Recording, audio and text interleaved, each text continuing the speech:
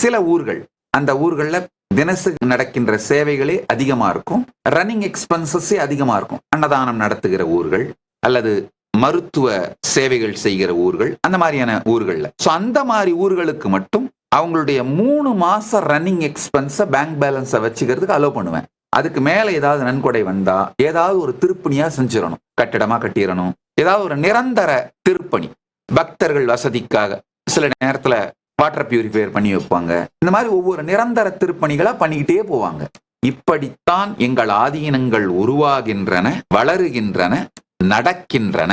மொத்தத்தையும் உள்ளது உள்ளபடி டிரான்ஸ்பரண்டா ஒயிட் பேப்பர் மாதிரி ரிலீஸ் பண்ணிடுறேன். கேட்டுக்கோங்க, இதான் எங்களுடைய எக்கனாமிக்கல் ஸ்ட்ரக்சர். ஒளிவு மறைவு இல்லாத டிரான்ஸ்பரண்டான டெமோக்ராட்டிக்கான செட்டப். எல்லா ஆதீனங்களுமே இண்டிபெண்டான, பொருளாதார ரீதியா இண்டிபெண்டான எக்கனாமிக்கல் செட்டப்.